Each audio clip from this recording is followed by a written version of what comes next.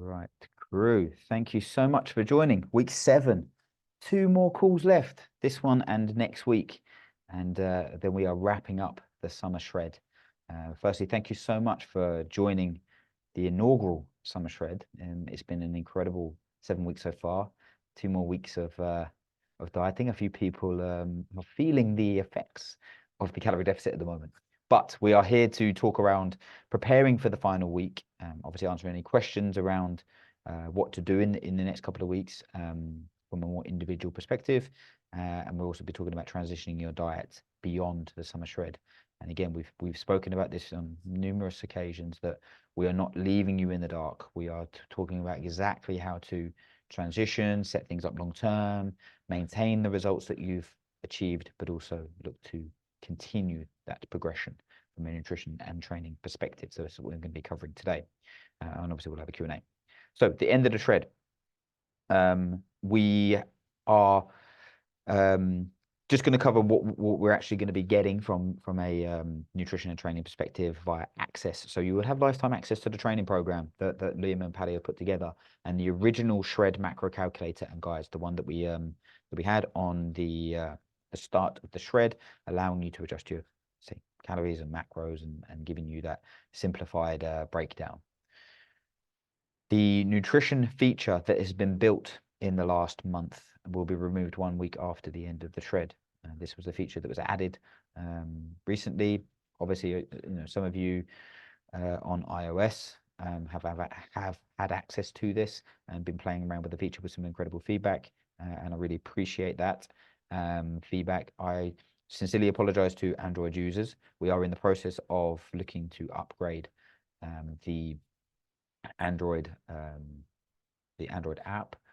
There isn't a timeline on this, I'm afraid, but it is in action to occur.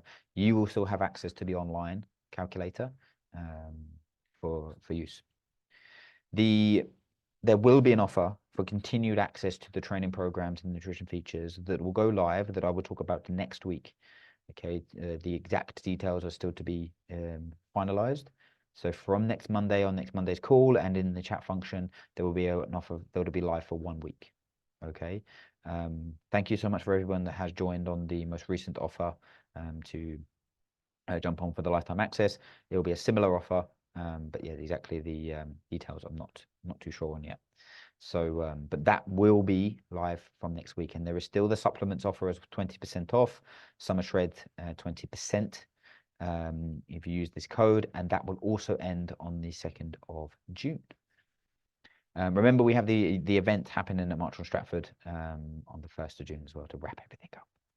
Cool. So preparing from the end of the shred from a nutrition perspective, drastically cutting and thinking more weight loss is better. Okay, this is a common thing. We don't want to be making ourselves hang by thread for the last 2 weeks just to get a better photo. In my experience, this often leads to worse pictures. You lose a little bit of muscle mass, you lose a little bit of fullness. We don't want that. Okay, so what I would advise you to be doing is to be consistent with what we're doing. We are already, if you are following your targets, in an aggressive deficit.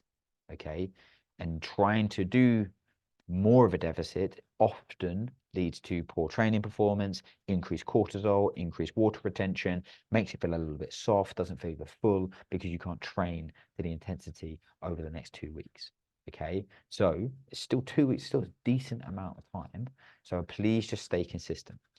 Take your weight for a few days leading into the final day. Like, don't be waiting until like the day after, or the Monday after, or the morning of, because hopefully you're going to have a little bit of a celebration on the Saturday or Sunday.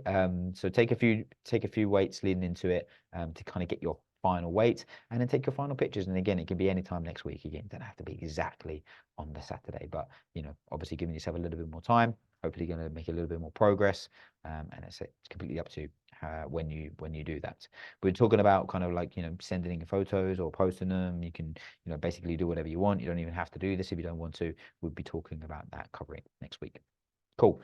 So we've spoken about like the hormonal implications of dieting, and we talked about the process that occurs and how to offset this through calorie restriction, and how we've not been too aggressive at certain times, how to use the maintenance targets.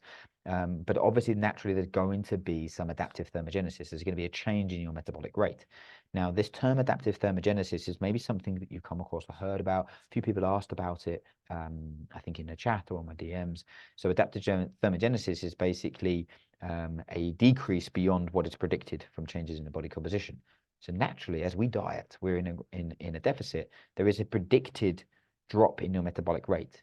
Okay, so this has come from an overall reduction in body mass, from being in a deficit for an extended period of time, giving our body less calories, potentially doing less movement generally because we're in a deficit. So all of these types of things start to kind of come into play where there is a predicted drop in your metabolic rate. Adaptive thermogenesis is an extra, like it is a decrease beyond what is predicted from your changes in body composition, and this can potentially lead to weight regain. What we have to understand, okay, is all of this change in metabolic rate and adaptive thermogenesis is not that much, and it can be quickly reversed when we come back to maintenance. Okay, so when people talk about I've dieted before and I've damaged my metabolism and all of this, not the case. So it is quite transient. Okay, there's a big systematic review that came out not too long ago, and if you read the bottom where it says the findings suggest that although weight loss may lead to adaptive thermogenesis in some energy expenditure components, so the amount that we move, the amount of output that we do, these values might be small and non-statistically significant when really good quality studies are used. Okay. Furthermore, adaptive thermogenesis seems to be attenuated after periods of weight stabilization or neutral energy balance. Okay, so again, it's quite transient. It can be reversed relatively easily, and this is where we don't need to be getting too much into the weeds, because if you follow the advice the way that we set things up, you shouldn't have been too aggressive, that you've really affected your metabolic rate too much, and we can have this nice transition back. The reason why things potentially occur in a negative fashion post dieting is that often people try to do one of two things. They try to continue to think that they can keep dieting for extended periods of time. And what often happens is the natural increase in hunger, the natural increase in fatigue, because we're in a deficit during a fat loss diet. If we continue to do this, it keeps going up. The fatigue keeps increasing. And on the flip side, there is a natural decrease in your metabolism and a natural decrease in your overall kind of like activity levels or fidgeting movement. And again, this keeps plummeting. Okay, so you keep creating this gap. So what we want to do is not think that we can continue to diet. We want to use a post-diet maintenance where we decrease our hunger, we decrease our fatigue, we increase our metabolism, we increase our overall movement and output. Okay, this is allowing us to maintain the progress that we've seen or prepare us for future fat loss phases. That is the key thing that you need to think about when we're transitioning post-dieting. Okay, I'm not saying that you should never diet again and that we have to be at a maintenance straight away. It is preparing your body to go through another dieting phase. It doesn't need to be 8 weeks. We're going to talk about this, but it can be something that you do to achieve your goal weight. So this is what I think we need to be making sure that we don't do. Commonplace, extending the fat loss will achieve better results.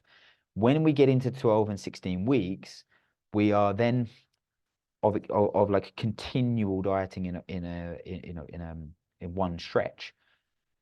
Adherence goes down and the potential for weight rebound increases, okay, because that adaptive thermogenesis increases, fatigue increases, your restriction that you've asked your body to kind of adhere to is increased, and this is where you're getting into that chronic dieting, okay. That rebound effect can be heightened. This rebound effect and why people think about their metabolism doesn't, well, it's broken or whatever, is because often what happens is people will go into such an aggressive deficit that they really hang by a thread, they use loads of willpower, and then they've successfully reached their diet, they take a few pictures, and then they splurge and they binge. And they go from a deficit all the way up to a surplus, okay? And that gap that you've created in terms of your metabolic rate and you haven't allowed your body to adjust, then causes a big weight regain. Okay, so this is where people extend their diets, really hang on, and all of these negative implications start to rear their heads, or they go, well, I've done my diet, I can eat what I want now, and then they rebound. We don't want to be doing that. So the end of the shred, I am asking you to spend 2 weeks at your maintenance targets, close to every day as possible. Okay. So the core benefits of having a maintenance phase is it provides recovery from a physiological and a psychological point of view.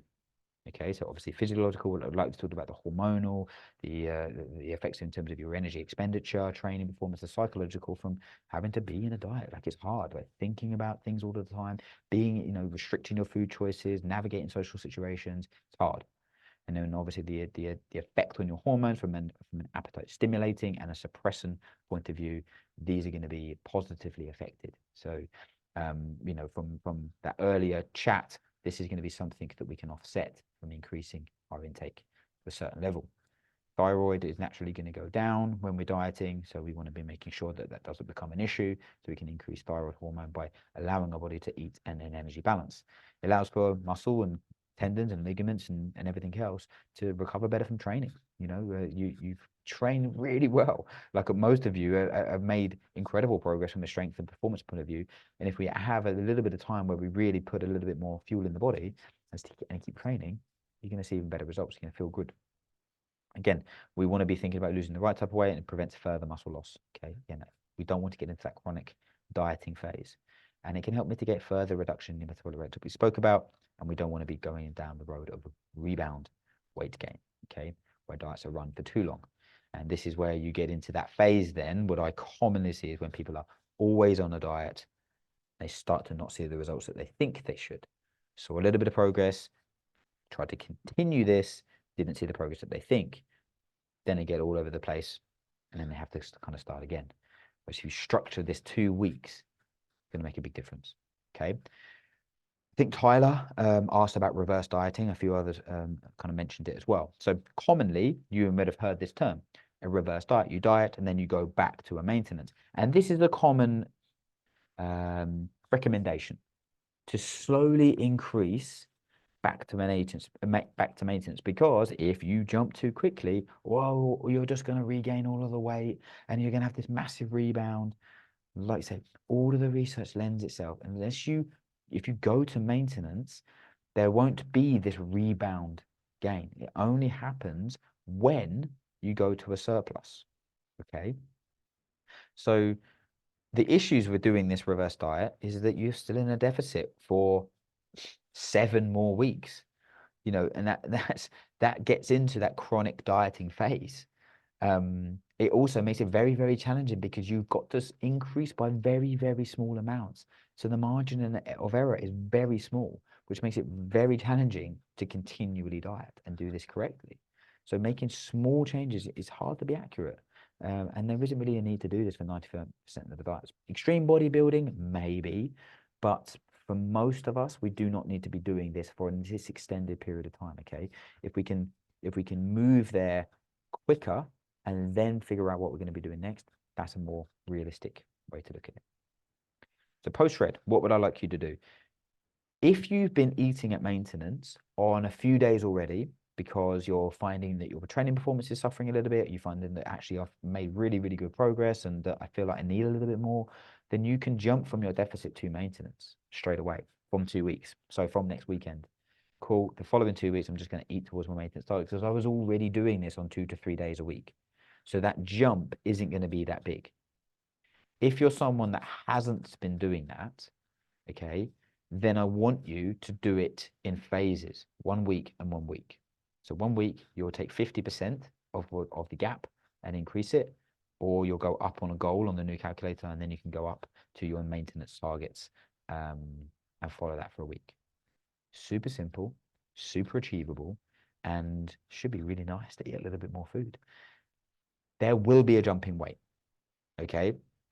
You do not gain body fat in the first week of eating a little bit more because you understand now that maintenance doesn't make you gain weight.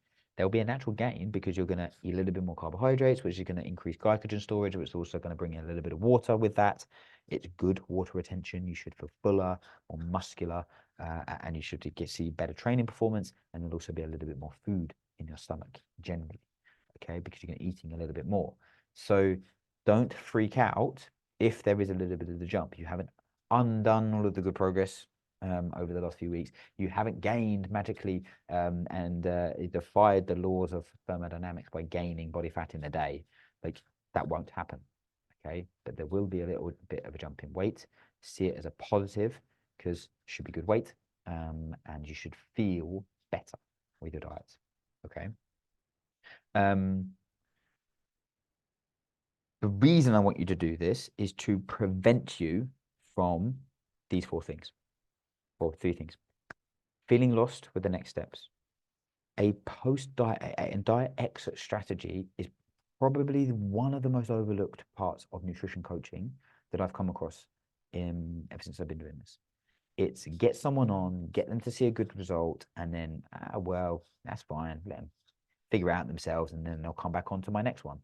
Like, that is not what we want to be doing. We want you to give real clarity on what we want to be following for this next block. We don't want you to enter chronic dieting territory. We want you to feel good. We want you to feel like you're in control. And I don't want you to be reverting back to the old habits that got you into the place where you felt like you needed to come onto the tread. Okay? You need to be making sure that you have this next steps. And I want you to have some times where you feel energized. Okay? I want you to go into the gym not thinking, oh, this is tough work. I want you to be like crushing it. I'm feeling pumped. I'm feeling great. I don't want this session to end. I'm hitting new PBs. You know, this is a really enjoyable thing to do, okay?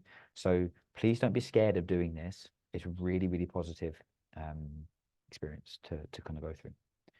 So from the research, increased, like long-term, increased physical activity, higher protein intake, and greater lean muscle mass may counteract the weight loss associated metabolic compensation, okay?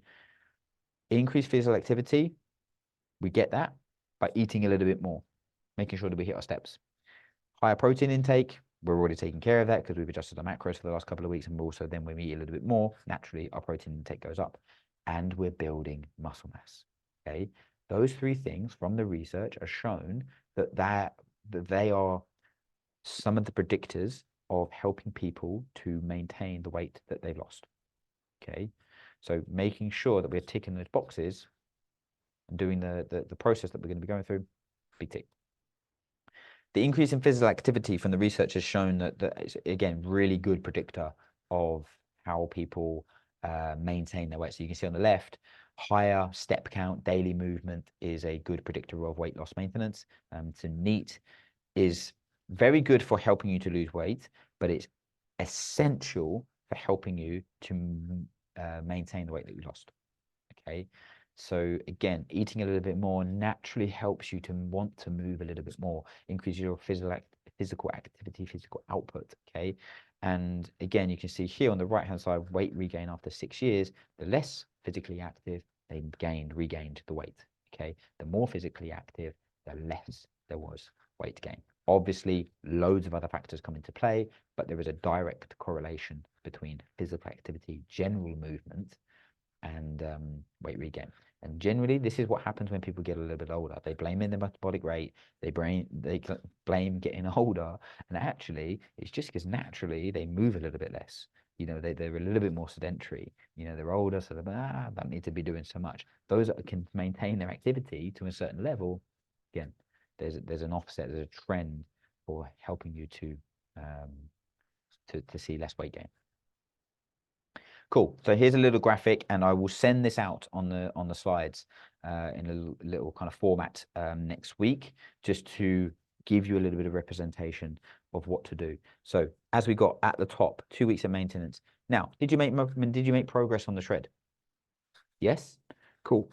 Your idea, your next steps are to repeat what we've currently done, where you go through that 8-week period, if you felt like good, with a new weight. So you can re-enter your weight and you can be like, I felt really good. I feel like I still got a little bit more weight to lose. But I don't want to need to lose loads. So I can go and repeat this process. Or you're like, actually, I've kind of hit where I needed to be, I don't really feel like I need to keep losing more weight. So you might choose one goal higher. So we're going to talk through the new calculator or the or how to kind of think about doing this longer term, is making sure that you're eating a little bit more. Okay, again, you'll still be in a deficit if you go from aggressive to moderate, or if you go to lean gains, but then cut a few days on rest days. You don't need to be constantly thinking about dieting. Okay, repeat that process for 8 to 12 weeks, 2 weeks of maintenance, repeat until your goal weight achieved. Ideally, long-term goal is to get and be at maintenance for extended periods of time, and then just do mini cuts depending on social situations or how you see fit on what you're doing. If you didn't make progress, I want you to be brutally honest with yourself. Did life get in the way? Social situations get in the way? Did you really follow the advice? Did you really follow your calories? Like, be brutally honest. And if you didn't, then you should repeat the process. Go through this, follow the same things, hopefully be a little bit more consistent and adherent to your diet, and hopefully you'll see weight. If you say like, yeah, I was mostly on track, but I really didn't see weight loss, then you can start with the more aggressive diet. Okay, go one goal lower, and see if you can see some progress. Okay, making sure that you're re-entering your weight every 4 weeks, and just follow the same process that you've gone through here, just at a slightly lower starting point. Okay, the reason why we don't have further deficit is because if you're not seeing progress at that, it's not the calories and the macros, it's down to your lifestyle and your consistency, and you're probably not in a deficit across the week. So you're definitely not in a deficit across the week. So I would say that you just need to be more consistent. If you chose aggressive and you followed it again and you didn't see results, then I would definitely say that you really need to be looking at, being brutally honest, tracking a little bit more with detail, and making sure that you're boxing off all of the other things from an habit and environment and point of view. But this is the process that you want to do. Ultimately, we want to be sitting at your maintenance weight for extended periods of time. Okay. And that's a long-term focus on health and performance with short-term focus on body composition, as opposed to what a lot of people do. It's a long-term focus on body composition with short terms where they're like, oh, well, I'll just kind of like, eat at maintenance, or, focus on these things. So we want to flip that. Okay. And then obviously this is about what you're going to be doing, events, goals, holidays, whatever. Okay. So I wanted to try and do something a bit technical and just show you just go through the app very, very quickly to give you a little bit of a walkthrough. So hopefully you can see this, my screen. We have tested this previously with Paddy. So you can see here now, when you come into the nutrition goal, the initial shred goal was around moderate fat loss, and then we went to more aggressive. Okay. So what I want you to be doing is following that process, but you're choosing your different goal. Okay. I don't necessarily want you to be going to lean muscle gain straight away. Okay. If you made real good progress, you can sit at maintenance for a while. If you made decent progress, you can sit at moderate. If you didn't make progress, you can start at aggressive fat loss. Okay. And once you've chosen that, then you can come down, you enter your current weight. You can choose your primary program. Paddy's going to talk about the training perspective in a minute. And now we have a little bit more personalization. And then obviously it already presets it depending on what program you're already following. But you can then, if you like, do an extra run at the weekend, you can increase. Okay. You can also then choose your meal preference. So you can go through and be like, right, this is my foundation. Okay. So we've got 3 meals, 1 snack. You can add pre and post workout nutrition onto this. So this is 3 main meals and 1 snack, plus or minus your pre and post workout nutrition. So you can do this, and then you can come in and choose this. If you don't have any, if you have hydration, if you have workout fuel, if you have another pre-workout, if you have them all, you're a nutter, but you might not want to. You can just do that. And this will, if it's got a carbohydrate or a protein amount, it will adjust this off of your daily target. Okay. You don't need to worry about that being an extra addition. So you might want to add this in, and then it will give you can obviously distribute your macros how you see fit, but we'll give you a default. And then you've got your calorie distribution. So if you want it even, I think that's a really nice setup for most people. Training focus, you can select up to 4 days, and it will adjust based on this. So you might want to be like, cool, I want to make sure on Wednesday because I always feel fatigued on Wednesday, and then you can save this, or you can do the social setup. The cool thing here, and what I would encourage people to be doing, is doing this bit once, because most of us will train at similar times across the week. So you can enter your training times by clicking here and then choosing the day. So like, right, I train, you know, 12 o'clock on Monday, most of the time I'm across the week, and then Saturday I might do I don't know, an 11 o'clock because you're lucky and you've got no kids to take to swimming and they don't go, and you spend a load of money and yeah, battle to get them there every week, but I digress. So you can then have this set up. You can then come down and change the meal timings. We set them for you based on your training time, but you can then set this to personalize it to what you want to do. So you can change your meal, you can change your snack, you can go to different days, you can apply it to every day if you want to, or you're like, I have to get up early for work on that day, so this is the time I'll do it. You can go through this and basically map out your training and your nutrition for the whole week, okay? And it will give you this in your meal plan. So then every day, you know, this is what I got to do. It will tell you your calories because it's a lower day. This is my higher day because I've changed it for a training focus. It would tell me when I need to eat my pre-workout because I chose and mark up the workout fuel. So it would tell me that I need to drink that 30 minutes before. I need to hydrate across the day. And these are my timings. Okay. And then they will change depending on when I've training. Okay. So this at the moment will just give you that structure. It will tell you how much to eat, tell you when to eat around your training, and it will give you your daily calories and macros. Okay. We have so many exciting plans about what we're going to be doing in terms of building this out, in terms of giving you breakdowns and recipes and coached and loads of content and everything else. It's going to be incredible over the next 3 months. But for me, this gives you a real nice snapshot of what to be doing. Now, if you want to change this and you're like, actually, I'm not going to be training today, I'm going to be training at 7:30 today, you can drag and drop this and it will alter the meals to our defaults, what we think that you should be doing. Okay, so you can be like, okay, well, actually, I'm going to be training this evening instead. What should I do? Because I got caught in meetings. It will tell you what to do. So this is what you need to be structuring your day, ideally, to get the most out of your workout. Again, if you want to change it, you can then, if you change the training, it will change all the meals. If you change a meal, it will only change that meal. Okay, so it will only change that one. So now that's at 12 o'clock instead of 2 o'clock. You can do whatever you want. You can move your snack. So for us at the moment, it gives you that real nice snapshot overview of what you're meant to be eating on your high day. You can plan your meals, so every day you know what to be doing. And obviously, then you can adjust based on your progress. Obviously, you can track your progress as well in terms of weight and everything else, and like some really good feedback from people about all of this stuff in terms of what we're going to be adding in. But for me, at this moment in time, this gives you a really nice overview. Happy to answer any questions on this at the end as well. Cool. I think that went very smoothly. So just to start to wrap things up, guys, we have spoken a lot about targets. We've spoken about how to manipulate your calories, how to manipulate your carbohydrates, fats, proteins, what to be hitting, giving you real kind of clarity in terms of, manipulating these throughout the challenge. And hopefully over this week and next week, we're going to be giving you some real clarity on what to be doing from transitioning perspective. People often get caught up with these targets. They really focus on them and fixate on them. So I really want you to be making sure that you are building in these habits and looking at your environment and making sure that these are all conducive to helping you to be successful long term.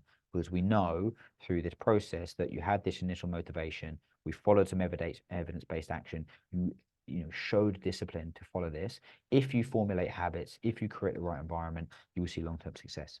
If there is no habit forming, if you haven't cultivated the skill and knowledge to be able to do this and build in some systems and build in some routines, there is an inability to maintain progress. And that then just leads you back on the dieting hamster wheel, back to the start where you feel a little bit lost, and then you have to wait for that motivation to go through a process again. Okay.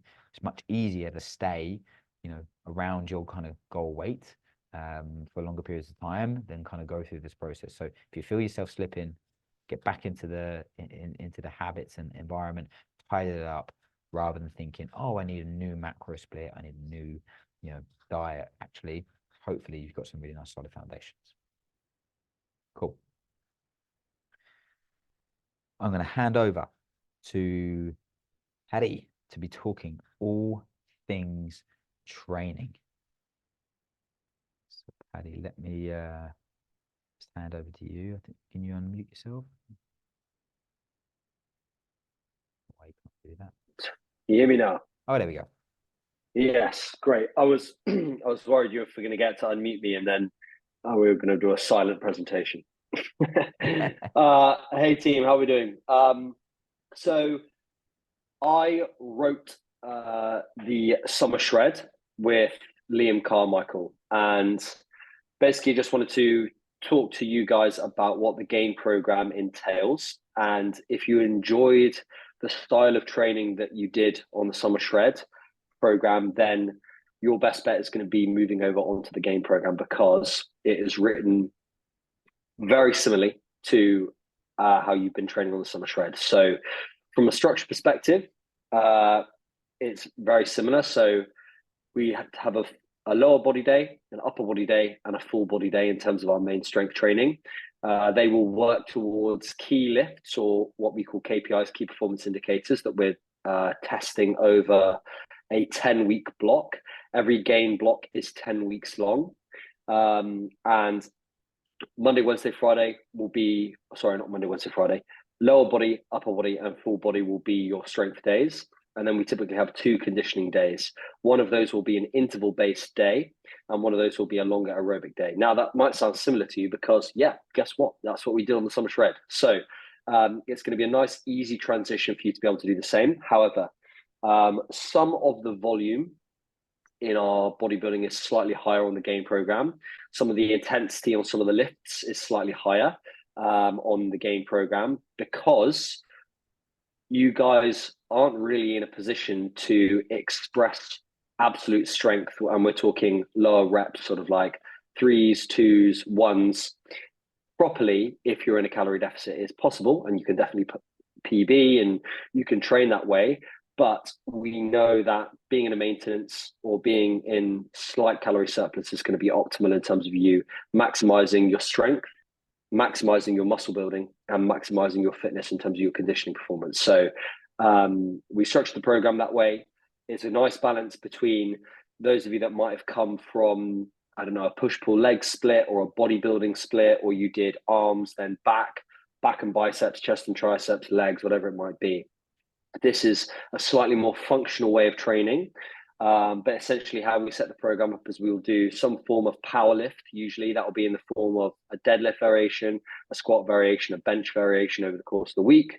We'll do some form or multiple forms of bodybuilding style accessories that will be detailed, similar to how you would train if you were trying to do a show, like very accurate, very precise setup, bodybuilding setups. And then the conditioning days are going to be monostructural. So what we mean by that is that you're not doing any sort of CrossFit style or functional fitness style WODs. You're not going to be doing kettlebells with burpees and toes to bar and handstand push-ups. It's literally just going to be either ergs, so bike, ski, row, or running. And we know that that's the best way to develop your fitness. And it's the best way for you to be able to build strength, build size, and for you to develop fitness all at the same time, but training each of those specialisms over the course of the week rather than trying to mash them all together. So that's how we structure the week. I just posted a reel today showing a little bit of social proof from some of our GAIN people over the last 8 to 16 weeks.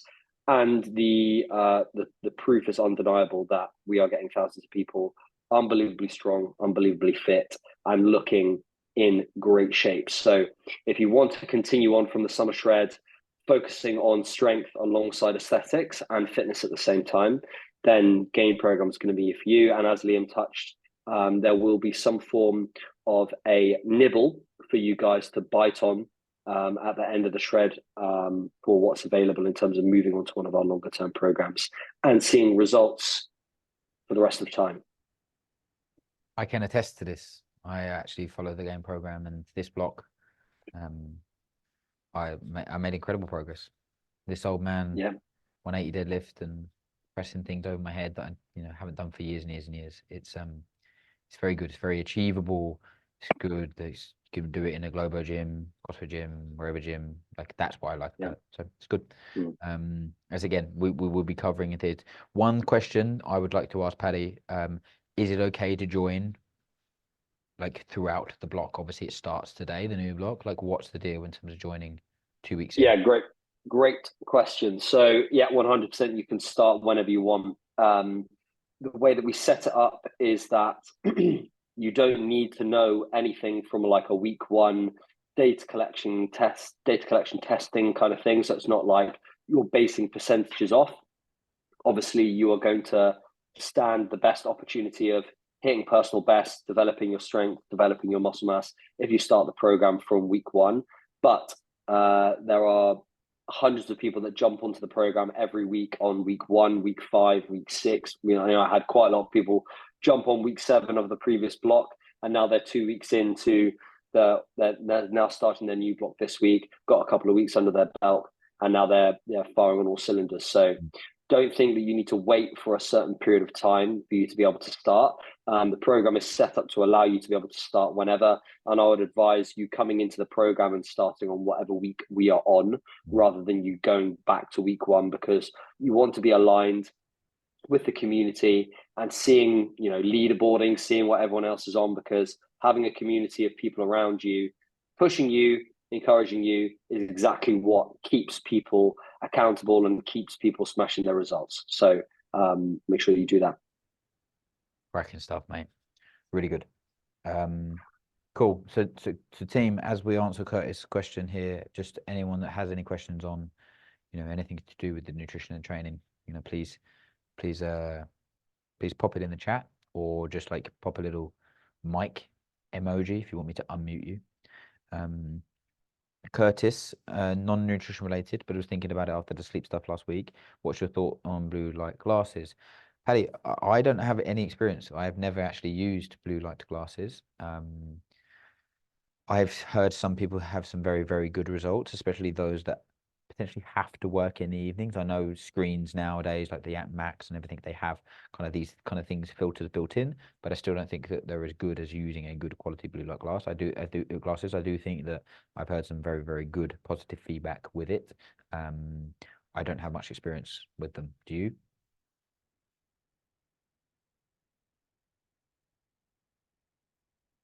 Why are you unmuted? Why did you mute yourself, you nugget? I needed to cough. Sorry. All right. I have no experience of them. I know a couple of people that have done it and have seen no benefit. So if you can, Curtis, just get off of the screen as much as you can to wind down before you go to bed. I've recently reintroduced reading again into my bedtime routine 30 minutes before, and I'm sleeping like a baby. Mate, it's the best sleeping hack ever. Kindle or a book. It takes me like 6 months to read a book because I literally read 2 pages and I'm out. And if I don't, I do find that I struggle to kind of get off. I've just started reading A Short History of London, and it is sending me to sleep real quick. It's good though, unbelievable. So it's Paddy's tip: get a boring book, and then you'll be off out. You'll be fast asleep. Yeah, exactly. But mate, give us some feedback if you do get them, because I think getting some user feedback will be great. I haven't much experience, but yeah, definitely. There's lots of other things you can do before jumping on that. Chris G, for clarity, with jumping to maintenance calories, if we're at the lower end, did you mean having 1 week at halfway and then go to the maintenance and then starting the next week? Yes. Sorry if I didn't make that 100% clear. What I would like you to do is to say you're in a 400 calories between your current deficit, if you're on the lower end for the last block, so since week 5, you haven't jumped to your maintenance at any point. So some people have gone like, I'm feeling fatigued, I've hit 2-3 days at my maintenance just to help me. If you haven't been doing that and you've had a more of a linear approach with your dieting where you stayed at those lower calories rather than jumping straight to maintenance for 2 weeks, I would suggest, it's not essential, but I would suggest that you half the difference and go 1 week at just increasing halfway. So 500 calorie deficit, you'll be about that. And then you would go 250 extra calories week 1, making up to your maintenance calories for the second week, and just transition that way, buddy. It's just an easier thing to kind of just allow your metabolic rate to come up, but also for you to not just go, well, I've got 500 calories per day that I've got to fit in now. You know, your gut will, be will shrink. It will reduce in size. Your overall appetite will be reduced because you've been dieting. So you do need to transition from that side as well. So I hope that makes sense. Again, it's not essential. You can just go straight to maintenance, but you'll probably see a little bit more of a faster weight gain. So I think it's a nice progression. Alex Wild, I plateaued in the squat this week and haven't made weight increase. Is this common with being in a deficit?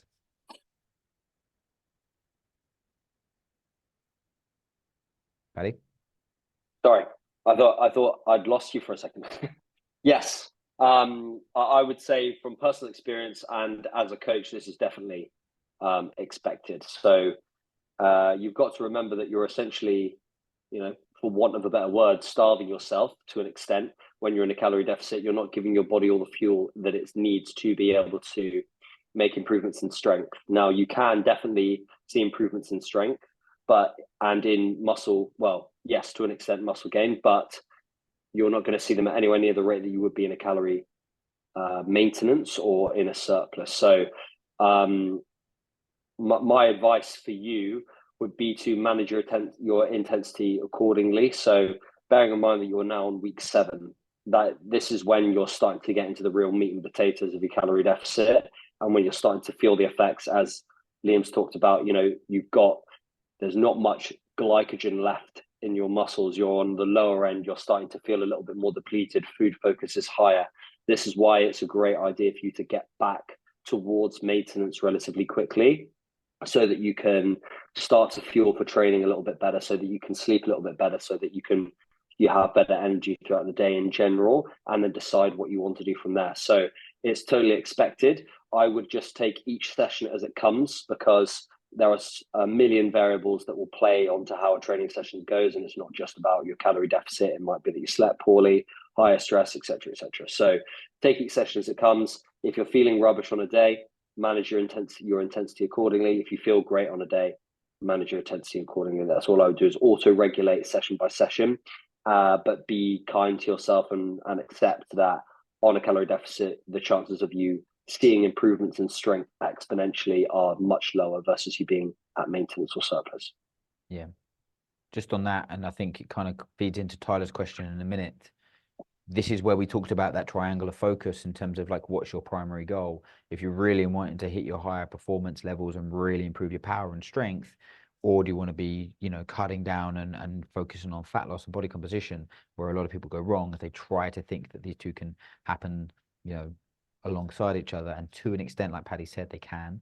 But then when you get further down the line and training performance goes up, calorie deficit goes down, you create that gap. It's very hard to do. So kind of figuring out where do you want to go with it. And I think this kind of falls onto Tyler's question. Said, can I jump onto the game program while still cutting? I've been eating between my maintenance and the lower end calories and just been getting good results, but not as drastic. I'm thinking not as drastic as a body composition point of view. But we have people on the gain program. The gain isn't just about being in a surplus and getting big, is it? Like, we have people body recomposition and lose weight on the gain program. Again, managing their calories sensibly, again, across the week. Yeah, and I myself am currently on a calorie deficit right now and doing the gain program.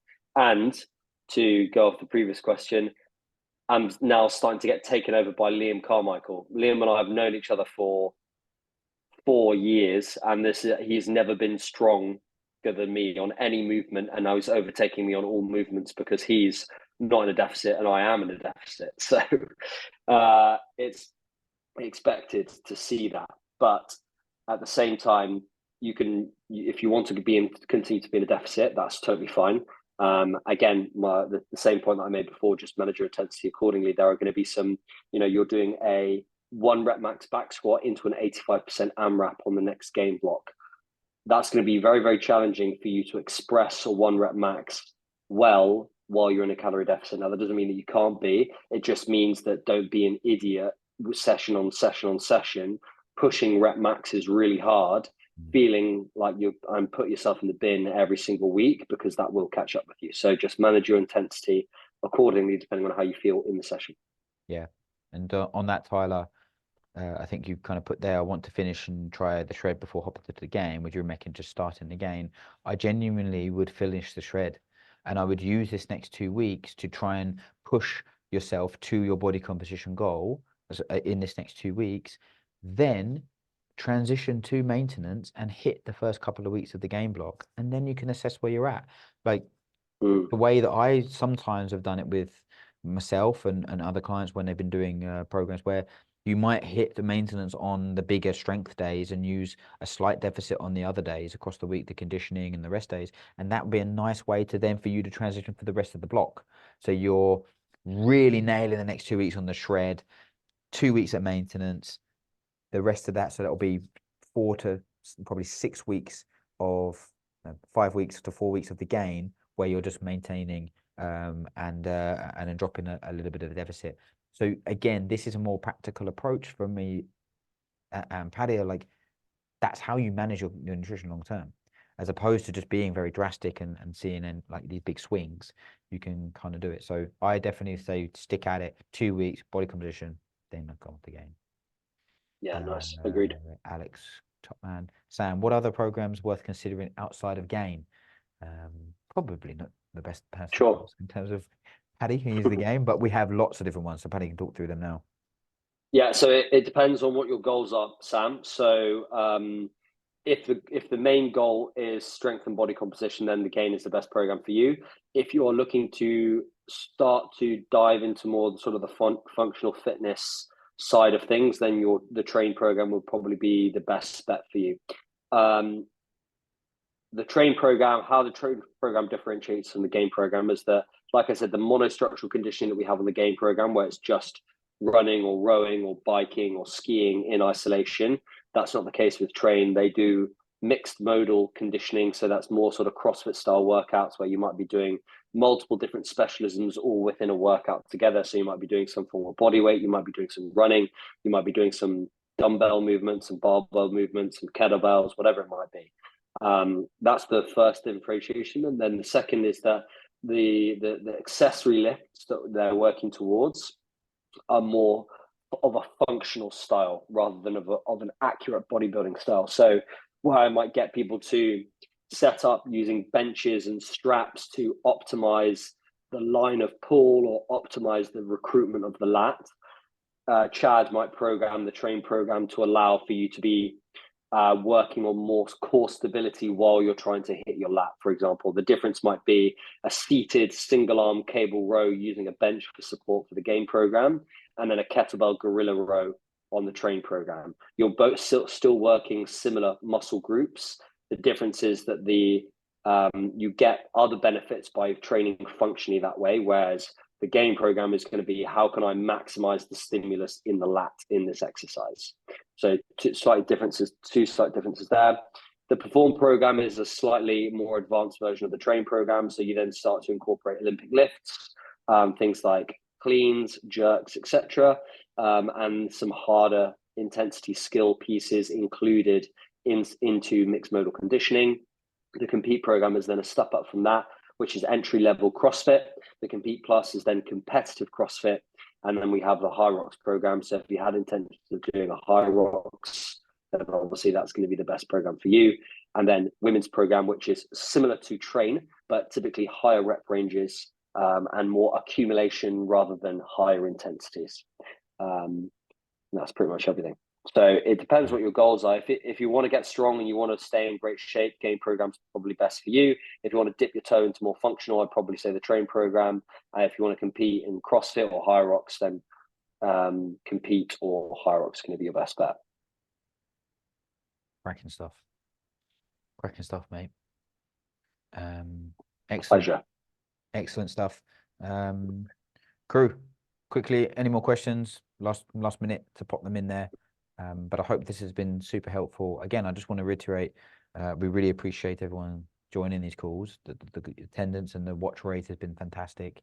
And I think that, you know, if you can invest in this type of thing from the education perspective, I think it's hopefully going to set you up longer term. So any questions regarding transitioning, any questions regarding the training program, the nutrition element, please don't hesitate to contact us in the community chat. We will be covering, again, just touching on some of the stuff that we spoke about today, and also just transitioning again next week, and trying to get people to pop any further or last questions onto that chat function. And please, if you can, make the summer shred event. It's going to be a good day. Down at the Mecca that is March on Stratford. What a cracking space is, and you get some unbelievable coffee from the guys down there. So cool. Guys, thank you so much. Any questions, let us know. Paddy, thank you very much for being on the call this evening and explaining everything from the training perspective. And we will for having me. See you very soon. My DMs are always open for anyone that wants to ask about the game program on Instagram. So fire away if you're thinking about it this week, next week, the week after, whatever, and I can advise and help out. Top stuff. It's also really good insight to follow you, because you actually really get to see what the game program's about. You know, even if you did this week, to really get an insight. So well worth doing that. Cool. Thanks, Chris. Thanks, everybody. All right. See you next week.